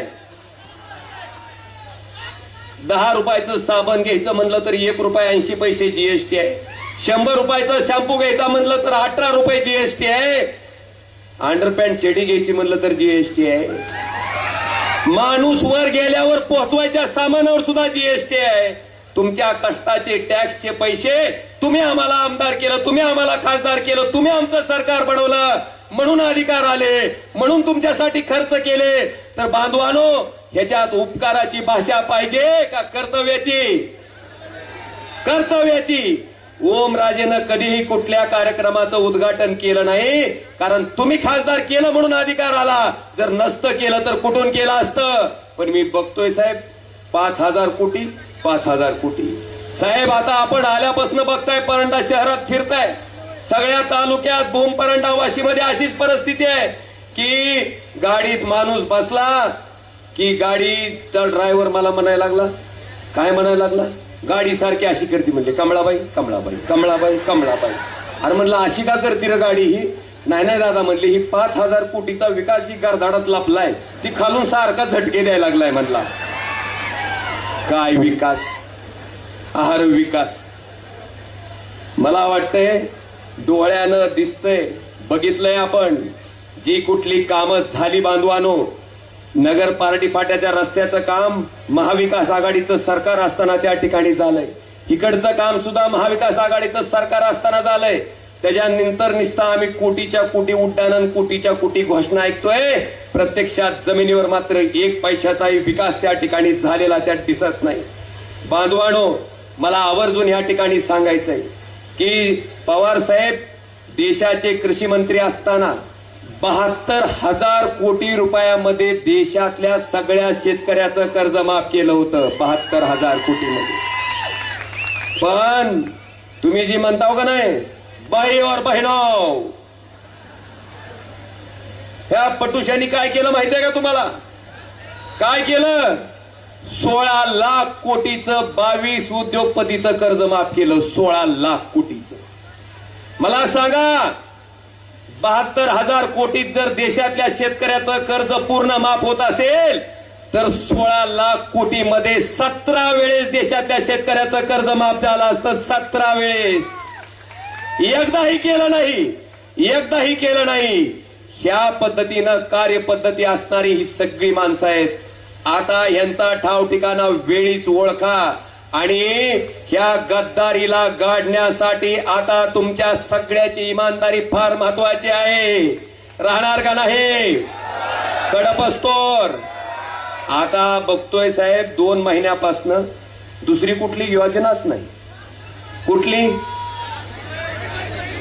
लाडकी बहीण. का आठवली हो लाडकी बहीण? लाडक्या बहिणीला एकनाथ शिंदे साहेब तुम्ही ज्या दिवशी मुख्यमंत्री झालात त्या दिवशी जर बसल्या 1,500 रुपये लाडक्या बहिणीला द्यायला चालू केले असते, जसं उद्धव ठाकरे साहेब मुख्यमंत्री म्हणून महाविकास आघाडीच्या सरकारमध्ये बसल्याच्या नंतर त्या मीटिंगमध्ये मुख्यमंत्री झाल्या आपल्या महाराष्ट्रातल्या शेतकऱ्याचं 2 लाख रुपयाचं कर्ज त्यांनी उद्धव साहेबांनी माफ केलं होतं. बांधवानो, साहेबांनी मेळावा घेतला नाही, साहेबांनी जाहिरात केली नाही, माफ करून टाकलं. कुठली निवडणूक येते का याची वाट बघितली नाही. पण ह्या माणसाने लाडकी बहीण कधी आठवली? यांना लाडकी बहीण आठवली कधी? लोकसभेचं निबार रुमनं ह्यांच्या पाषाणात बसल्यावर यांना बहिणीची आठवण झाली. तवर बहीण आठवली नव्हती. तुम्ही जर मुख्यमंत्री झाल्या बहिणीला पैसे द्यायला चालू केले असते तर निश्चित आम्ही सुद्धा तुमचा इथं जाहीर व्यासपीठावर सत्कार केला असता. पण तुम्ही केवळ स्वतःची खुर्ची वाचवण्यासाठी हे सगळा खटाटोप चाललाय. म्हणून ही लाडकी बहीण योजना नव्हे तर लाडकी खुर्ची योजना आहे. बांधवानो, हे सुद्धा आता सामान्य माणसानं लक्षात घेणं गरजेचं आहे. आणि फोन येतात का नाही? तो लाडक्या बहिणीचे पैसे मिळाले का म्हणून येतात का नाही? आता मला सांगा साहेब, या लाडक्या बहिणीच्या मला वाटते काय म्हणायचं, त्या पिपाणीत पुंगी टाकायचं, पुंगीत पाणी टाकायचं काम आपण केलंय. कसं आपण जी पंचसूत्री जाहीर केली ही आता सांगायले होते 1,500चे आमचं सरकार आल्यावर आम्ही 2100 करू म्हणून सांगायलेत का नाही? पण बांधवानो, महाविकास आघाडीचं सरकार आल्याच्या नंतर त्या पंचसूत्रीप्रमाणे या लाडक्या बहिणीला जे मानधन दिलं जातंय ते महिना 3,000 रुपये त्या ठिकाणी दिलं जाणार आहे. हे सुद्धा त्या ठिकाणी लक्षात घ्या. आता ही जी 1,500ची पिपाणी कुठं वाजवी झेंडायची म्हणावं, ही लक्षात घ्या बांधवानो. दुसरं सगळ्यात महत्वाचं, महाविकास आघाडीचं सरकार आल्याच्या नंतर शेतकऱ्यांचं कर्ज 3 लाख रुपयापर्यंत माफ करायचा निर्णय त्या पंचसूत्रीमध्ये त्या ठिकाणी घेतला गेला. बांधवानो, जे शेतकरी रेग्युलर कर्ज भरतील त्यांच्यासाठी 50,000 रुपये सानुग्रह अनुदान. आणि सगळ्यात महत्वाचं, 5 लाख रुपयाचं तुम्ही ते आरोग्य कार्ड घेऊन गेल्यावर डॉक्टर तुम्हाला सांगते पहिल्यांदा हा आजार बसत नाही, ह्या गोळ्या बसत नाही, हे ऑपरेशन बसत नाही. मग ही कार्ड घेऊन कुठे हिंडायचे बोलणं? ही अवस्था आहे त्या कार्डची. आणि हीच गोष्ट लक्षात घेऊन महाविकास आघाडीनं त्या ठिकाणी 25 लाख रुपयाचा तुमचा आरोग्य विमा त्या ठिकाणी द्यायचा निर्णय महाविकास आघाडीच्या सरकारनं घेतलाय. बाजूला फक्त मुलींच्या शिक्षण फ्री करू म्हणून घोषणा या सरकारनं केली, पण मुलींचं आणि मुलांचं दोघांचं शिक्षण घोषणा नाही तर त्या ठिकाणी मोफत द्यायचा निर्णय महाविकास आघाडीच्या पंचसूत्रीमध्ये आहे. बांधवानो, विषय बरेच आहेत, असंख्य आहेत. मला आपल्या सगळ्याला एवढंच सांगायचंय, प्रामाणिकपणे सांगायचंय की एखादा समाज जेव्हा रस्त्यावर मोठ्या प्रमाणात उतरतो, समाज रस्त्यावर उतरल्याच्या नंतर लाखो शेकडो लोक रस्त्यावर उतरल्याच्या नंतर ते आंदोलन कोणत्या का समाजाचं असना त्या समाजाचा सन्मान करणं हे लोकप्रतिनिधीचं काम आहे. साहेब, आम्ही त्या मराठा आंदोलनाचा सन्मान केला, पण काही लोक त्या ठिकाणी ह्या मराठा आंदोलकाला म्हणायचे की आमचं सरकार आल्यावर तुम्हाला मराठा आंदोलनाची खात सुटली का नाही. बांधवानो, आहे का नाही लक्षात? आहे का नाही लक्षात?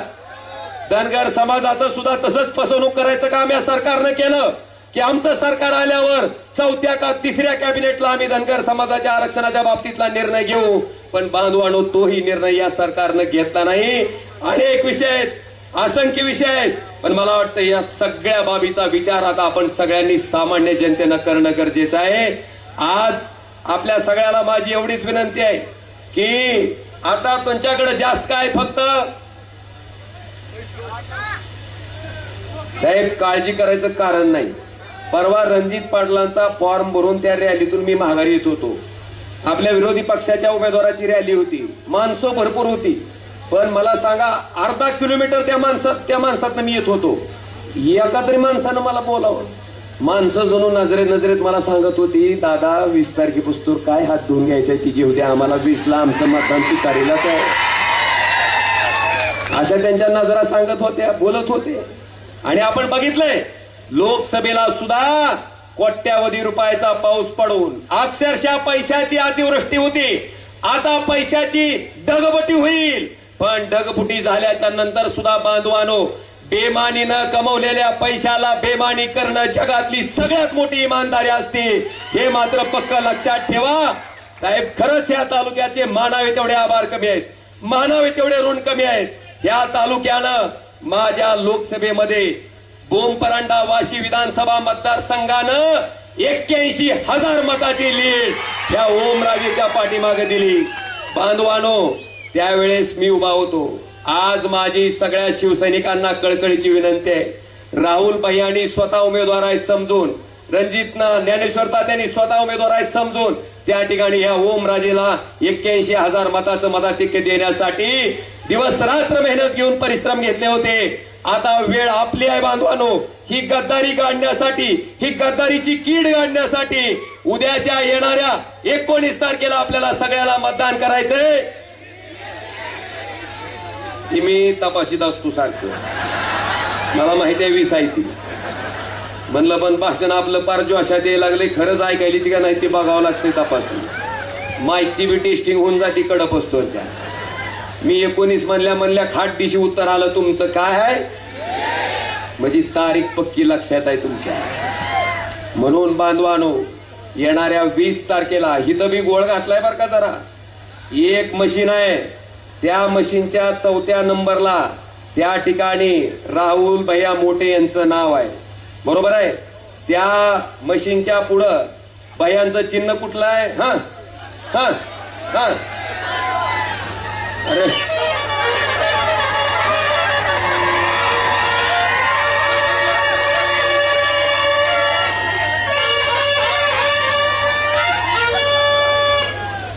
अजितदादा कृपा.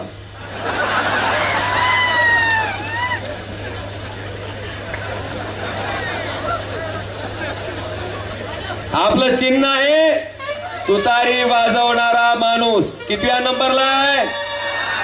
कितव्या नंबरला आहे? आणि ती जसा रडीचा डाव खेळते तसा आता सुद्धा रडीचा डाव खेळायलेत. 2 नंबरच्या मशीनवर 2 नंबरला सुद्धा राहुल भैया सारखंच नाव असणारं एक नाव आणलंय त्यांनी. पण बांधवानो, मतदान करत असताना जी मशीन फुल भरलेली आहे, फुल भरलेली मशीन जी आहे त्या मशीनवर 1 नंबरच्या मशीनवर व्यवस्थित जायचं. कुत्रं मागं लागल्यासारखं मतदान करायला जायचं नाही, शांततेत जायचं. नाहीतर लय उल्हास असतं. इथली लय उलाशी होती बघा ह्या कोपऱ्यात, आता जरा थंड बसली ती लय उल्हास. ती उल्हास करून त्या चिमणीला 20,000 मतं पडली होती. म्हणून ध्यान करून जायचं व्यवस्थित. 4 नंबर पूर्ण भरलेली मशीन बघायचं. 4 नंबरचं नाव वाचायचं. राहुल मारुद्र बाप्पा मोठे असं नाव आहे. त्या नावाला लिहिता वाचता येत नसेल तर ही चिन्ह आहे, तुतारी वाजवणारा माणूस. ही नीट बघायचं आणि बघून पुन्हा बघून त्या 4 नंबरचा मोरचं बटन दाबायचं. त्याच ठिकाणी आपण समजून जायचं की गद्दारी गाडायला आपल्या एका मताचा हातभार लागलेला आहे. बरेच विषय आहेत, पण साहेबांचं सुद्धा मार्गदर्शन आपल्या सगळ्यांना ऐकायचंय. आज खरंच प्रामाणिकपणा काय असतो, लोकशाही काय असते, डॉक्टर बाबासाहेब आंबेडकरांच्या संविधानामध्ये काय शक्ती आहे, काय ताकद आहे. जी लोक म्हणायचे आपकी बार 400 पार, मला वाटतंय त्या लोकांना संविधानाला पाया पडायची वेळ त्या ठिकाणी ह्या जनतेनं दाखवून दिली साहेब. आणि खरंच साहेब मी आपला आदर्श घेतो की इतकं वय झालेलं असताना सुद्धा स्वतःची तत्व, स्वतःची विचार, खरंच माणसाला सरळ कसं करायचं आणि लोकांचं मत आपल्या पाठीमागं कष्ट करून प्रामाणिकपणे काम करून मला वाटतंय पवार साहेबांनी जसं आपलं म्हणणं त्या ठिकाणी महाराष्ट्रात पटवून दिलंय. साहेब इथून पुढची कित्येक तरुण पिढी तुमचा आदर्श घेऊन त्या ठिकाणी राजकारण करेल, अशा पद्धतीचं आपलं राजकारणातलं आचरण आहे. मी आपल्या सगळ्यांना विनंती करतो की 4 नंबरच्या बटनाच्या पुढचं तुतारी वाजवणाऱ्या माणसाच्या पुढचं बटन दाबून राहुल भाई यांना त्या ठिकाणी विधानसभेत चौकार मारण्याची संधी द्या, ही विनंती करून आपली रजा घेतो. धन्यवाद. जय हिंद, जय भारत. खासदार ओमराजेंचे मी मनपूर्वक आभार व्यक्त करते. आणि यानंतर महाराष्ट्राचे आधारवड असलेले सन्मान्य खासदार पवार साहेब, जशी वारकऱ्याच्या भक्तीशिवाय पंढरीचा वारकरी नाही, तशीच पवार साहेबांच्या नेतृत्वाशिवाय महाराष्ट्राला पर्याय नाही. महाराष्ट्राचा ढाण्याबाग आणि बाप माणूस सन्मान्य पवार साहेब, जोरदार टाळ्यांच्या गजरात आपण स्वागत करूया.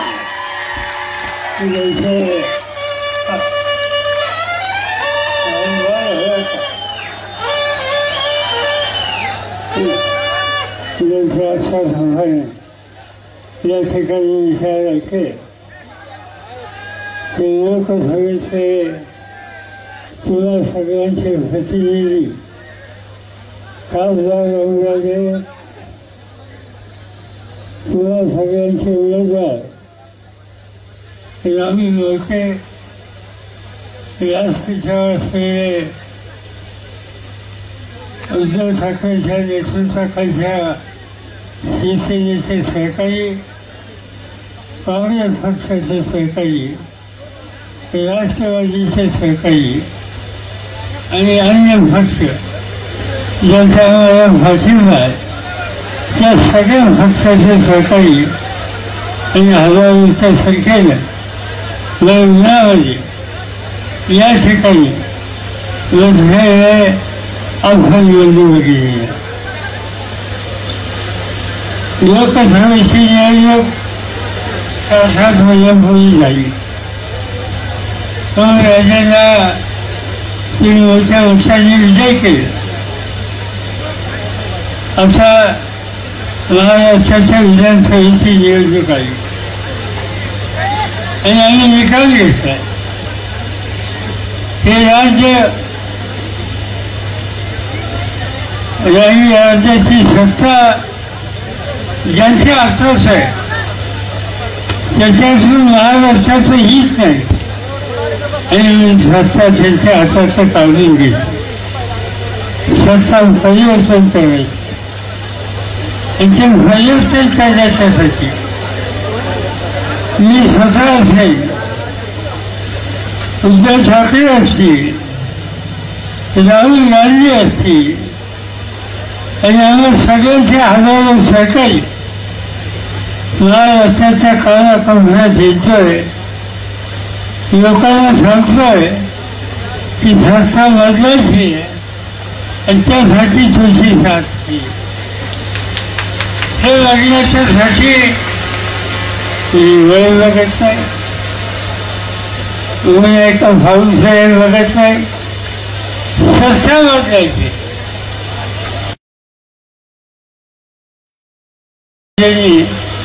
अतिशय चांगली भूमिका मांडली.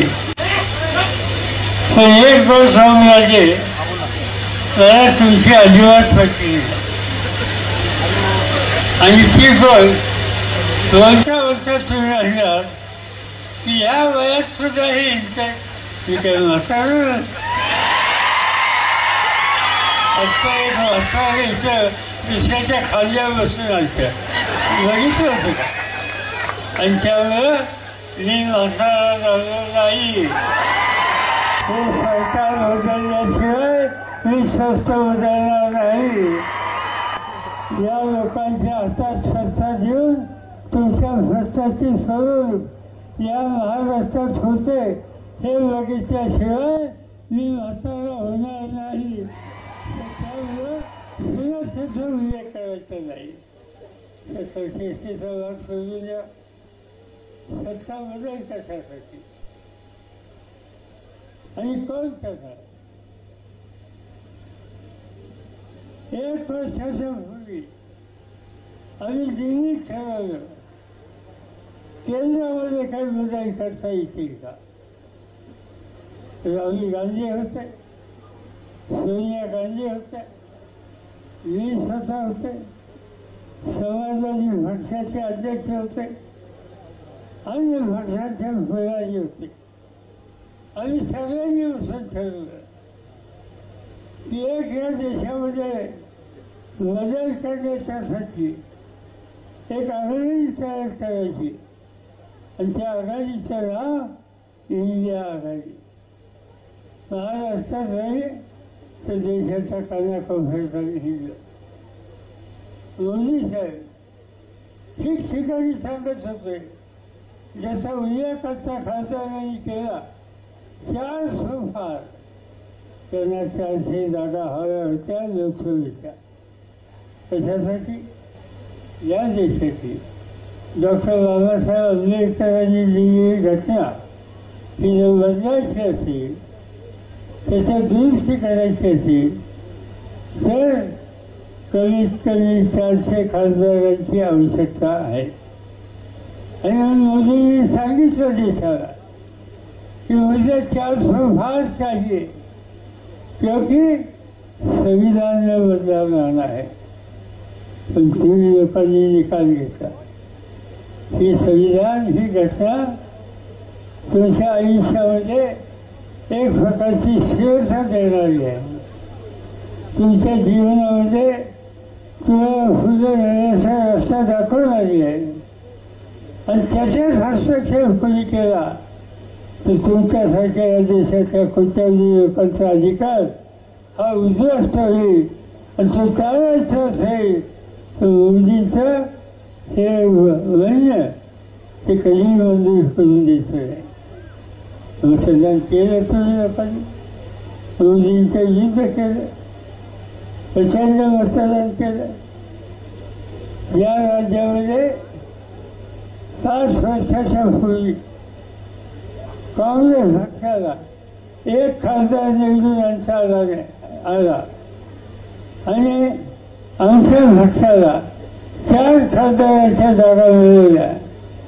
तुम्ही आम्ही सगळे एकत्र झालो आणि कालच्या निवडणुकीमध्ये 48 खासदार महाराष्ट्राचे त्या 48 मध्ये 31 खासदार तुम्ही निवडून दिले आणि मोदी साहेबांच्या बदल तिथं थांबवायचं ऐतिहासिक काम तुम्ही लोकांनी केलं. या देशाची घटना तुम्ही वाचवली आणि म्हणून घटना आणि माणसाचा अधिकार हे वाचवण्याचं काम तुम्ही केलं. आणि या तालुक्याचं वैशिष्ट्य हे आहे की या मतदारसंघामध्ये सगळ्या देशावर महाराष्ट्रामध्ये 2 नंबरची होतं. या ठिकाणी खासदारांना तुम्ही दिली आणि एक इतिहास निर्माण केला. त्याबद्दल तुम्हाला लाख धन्यवाद हे देणं माझं कर्तव्य. आता निवडणूक विधानसभेची ही विधानसभा तुम्हा लोकांच्या विचाराच्या हातात पाहिजे, राहुल लोकांच्या हातामध्ये पाहिजे. जे जे तुम्ही आमदार निवडून द्याल त्यांच्या हातात ही सत्ता पाहिजे. कशासाठी?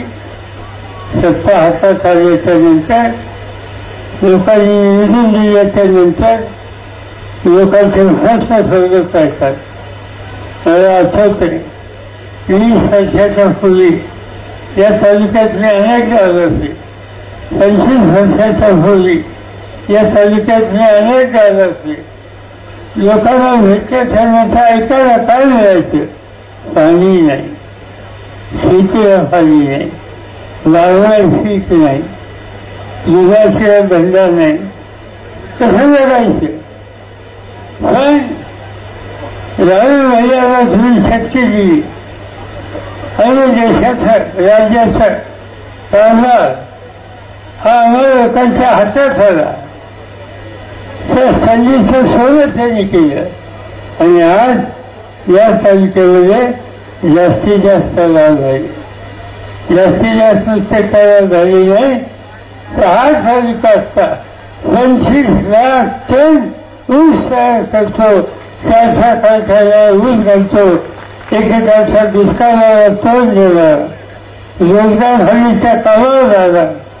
आज हा तालुका या तालुक्याचा तुमच्यासारखा कष्टकरी शेतकरी ही ऊसाची उभारणी करतो, कारखान्याला मदत करतो.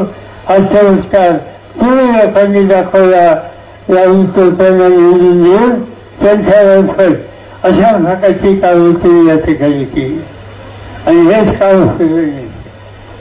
अनेक गोष्टी करायच्या, शेती सुधारायची, शेतीचं उत्पन्न वाढवायचे, शेतीमालाची किंमत ही वाढवून घ्यायची, तयार झालेला माल जगाच्या बाजारपेठेत जाईल कसा याची खबरदारी घ्यायची आणि माझा मर्यादा हा उतरला पाहिजे. त्याच्या घराची मुलं लावं, उच्च शिक्षित झाली पाहिजे, सगळ्यांनी शेती करायची, या धोरणात बदल केला पाहिजे. घरात 2 मुलं असतील तर एकाने शेती करायची आणि दुसऱ्याने राज्यात कुठेही कारखाना असो, कंपनी असो, बँक असो, जिथे काम मिळेल त्या ठिकाणी घरातल्या दुसऱ्या तरुणाने काम करण्याच्यासाठी गेलं पाहिजे. माझी खात्री आहे की यातनं जी धनसंपत्ती तयार होईल त्यांनी तुमचं घर तर सुधारले, पण भाग, तालुका आणि जिल्हा याच्यात सुद्धा परिवर्तन झाल्याचं राहणार नाही. आणि हे काम आज आम्ही लोकांनी हातात घ्यायचा निर्णय घेतलाय आणि त्यासाठी महाविकास आघाडी हे संघटन तयार केलं, ज्याच्यामध्ये उद्धव ठाकरे आहेत, ज्याच्यामध्ये मी आहे, ज्याच्यामध्ये राहुल गांधी आहेत, अन्य सरकारी आहेत आणि त्याच्यामध्ये त्याच्या फाटीची तुम्ही आज तुमच्या साक्षीवर या राज्याचा हा चेहरा बदलायचा हा निकाल आम्ही लोकांनी केलेला. अनेक गोष्टी करता येण्यासारख्या आज ठिकठिकाणी आम्ही बघतो लोकांच्या मागण्या आहेत. पहिली मागणी होती महिलांना सन्मानाने कसं जगायचं, महिलांना अधिकार दिला तर महिला काही जबाबदारी घेऊ शकतात. मला आठवत आहे मी देशाचा संरक्षण मंत्री होतो, अमेरिकेत गेलो. त्या देशाची पद्धत आहे की एखाद्या देशाचा संरक्षण मंत्री आला त्या देशात आणि विमानाचा खाली उतरला तर त्याला सैन्य दलाचा सलाम असतो.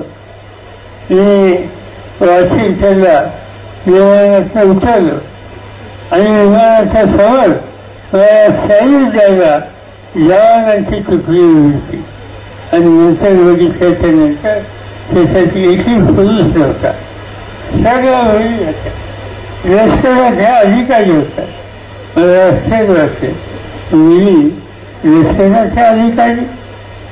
परत हिंदुस्थानात आल्याच्या नंतर आमच्या आर्मी नेव्ही एअरफोर्स याचे अधिकारी बोलवले आणि त्यांना सांगितलं की आपल्या लष्करामध्ये, आपल्या हवाई जगामध्ये, आपल्या नेव्हीमध्ये मुलींना का संधी देते. आमचे 3 अधिकारी म्हणले हे शक्य नाही. मी एकदा ऐकलं, 2दा ऐकलं, 3दा ऐकलं आणि 4थ्यांदा सांगितलं की या देशाच्या जनतेला संरक्षण मंत्री होण्याची जबाबदारी माझ्या सोपवली आहे हा माझा अधिकार आहे आणि माझ्या अधिकारामध्ये मी निर्णय घेतो की जसा जवान पोलीस हा देशाची सीमाचं रक्षण करतो त्याच पद्धतीनं या देशाच्या आमच्या मुली या सुद्धा ही जबाबदारी घेते. त्यांना सैन्यामध्ये संधी देऊ, त्यांना त्या ठिकाणी देशाची सीमा याचं रक्षण करण्यासाठी संधी देऊ हा निर्णय शेवटी कृती झाला. 26 जानेवारीला दिल्लीमध्ये लष्कराची फरज असते आणि यंदाची फरज जी झाली त्या फरजचं नेतृत्व एक मुलगी करत होती.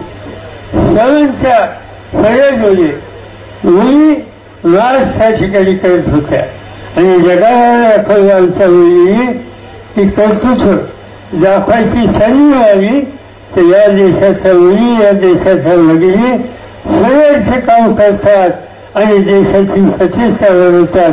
हे जर असं आव्हान असेल तर महिलांना का संधी घ्यायची.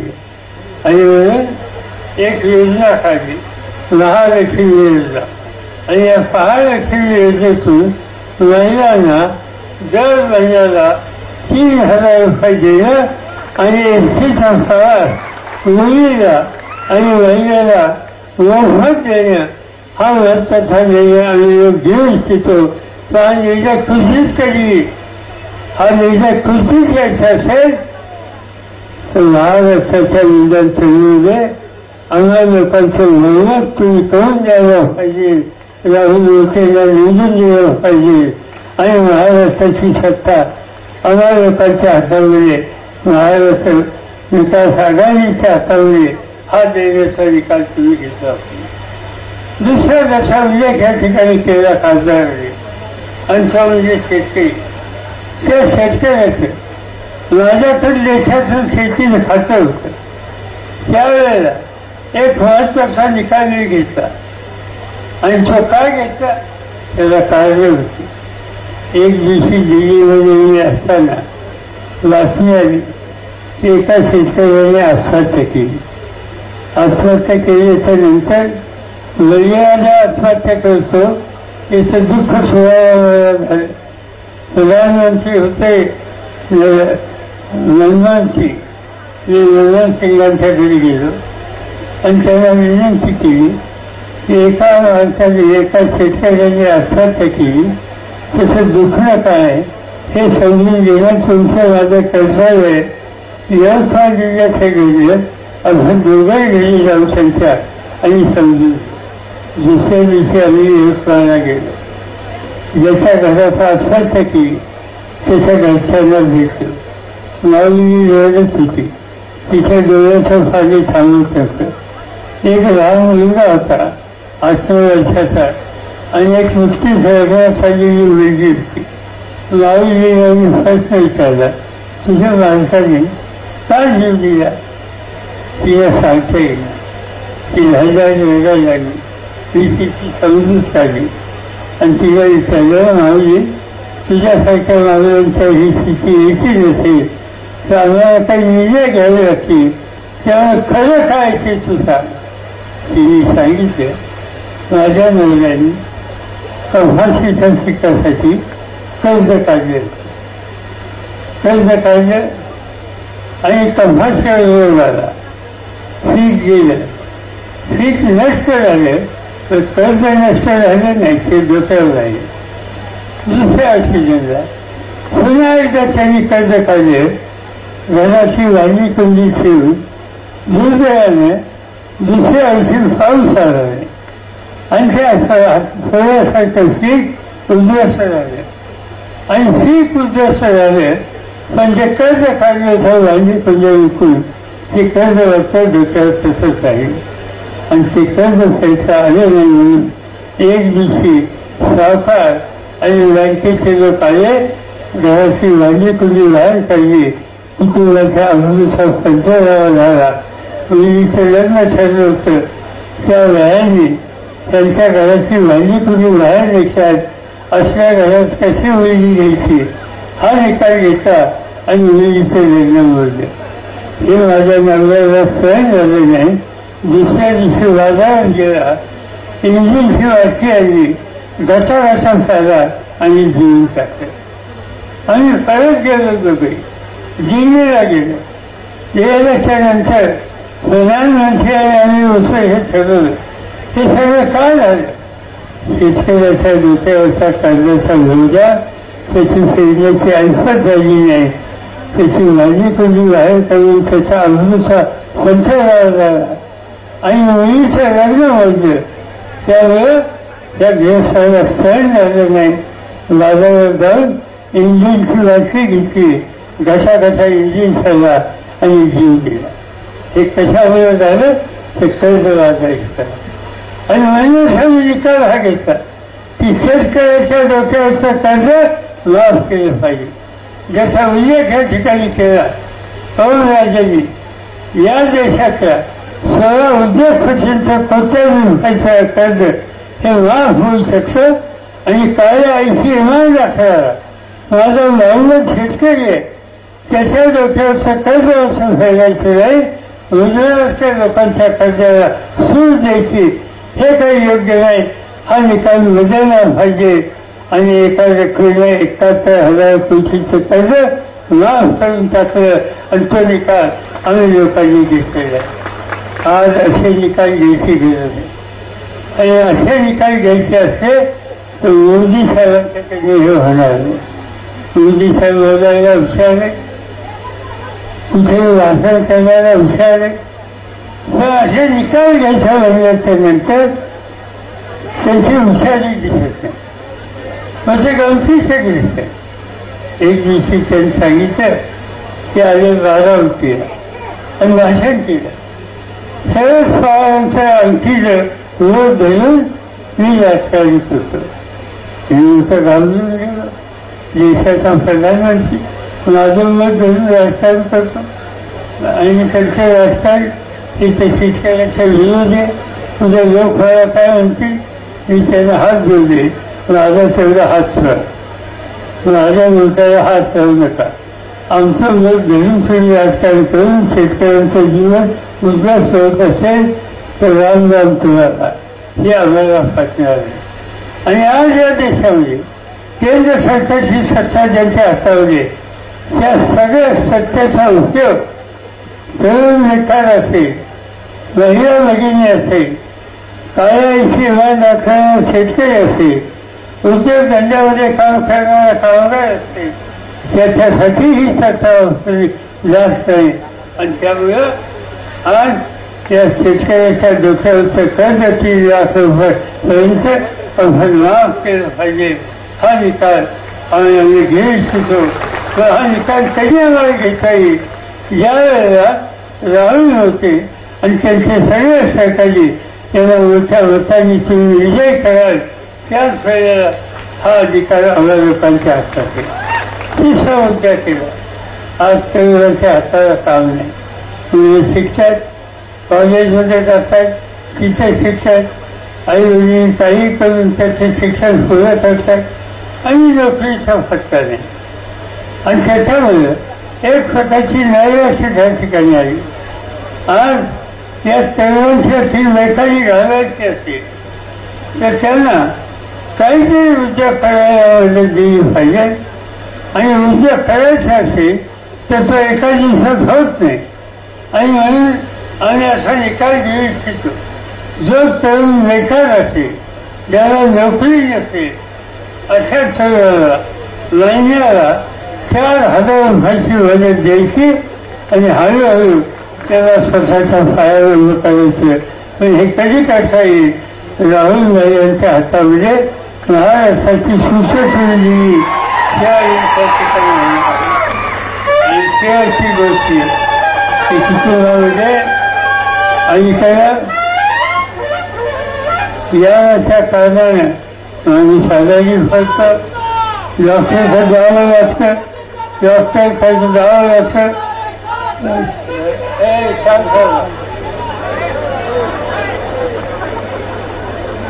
काही विचारते का?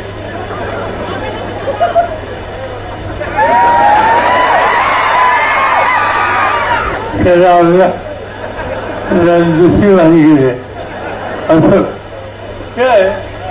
एखादी व्यक्ती घरात हे आजारी पडल्याच्या नंतर डॉक्टर देणं अवघड असते आणि त्यासाठी आजारी व्यक्ती घरात असेल त्याचा 25 लाखपर्यंत विमा हा औषधाचा निकाल घेऊन त्याला औषधं मोफत कशी मिळतील याची खबरदारी घ्यायची हाही निर्णय आम्ही घेऊ इच्छितो. हे सगळे निर्णय तुमच्या हिताचे, हे सगळे निर्णय महाराष्ट्राचा चेहरा बदलते. पण हा चेहरा बदलायचा असेल तर हे निर्णय घ्यायची ताकद अधिकार तुम्ही महाविकास आघाडीकडे दिले पाहिजे.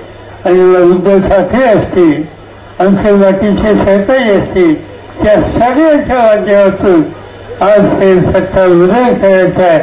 ते करण्याच्यासाठी तुला लोकांची साथ आली.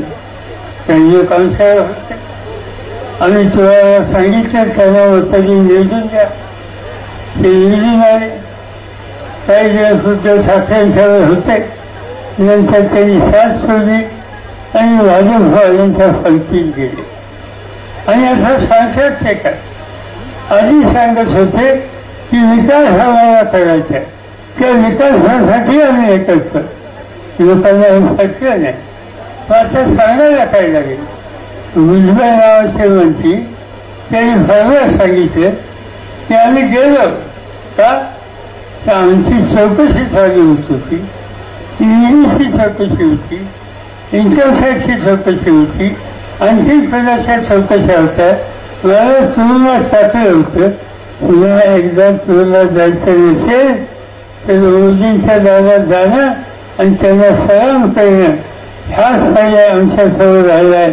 आणि म्हणून आम्ही विकास काही नाही, मोदींच्या भाषण सुटका करण्यासाठी हा निकाल आम्ही घेतला.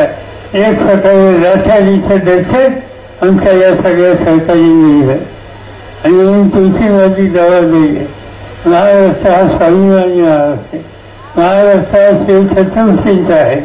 महाराष्ट्र हा सावित्रीबाई आंबेडकरांचं राज्य आणि कष्टकऱ्यांचा आहे. तो महाराष्ट्र आम्ही राष्ट्रवादीच्या हातात जाऊन देणार नाही. स्वाभिमानाची तडजोड होऊन देणार नाही. आणि या महाराष्ट्राची प्रतिष्ठा ठेवून सर्व देशामध्ये त्रास मानल्याने मराठी माणूस कुठेही जाऊ शकतो, राहू शकतो, प्रश्न सोडू शकतो, इतिहास निर्माण करू शकतो. ही स्थिती आपल्याला तयार करायची आहे आणि त्यासाठी तुमची साथ हवी आहे. एवढंच या ठिकाणी सांगतो आणि माझं भाषण या ठिकाणी संपवतो. जय हिंद, जय महाराष्ट्र. यानंतर मी सगळ्या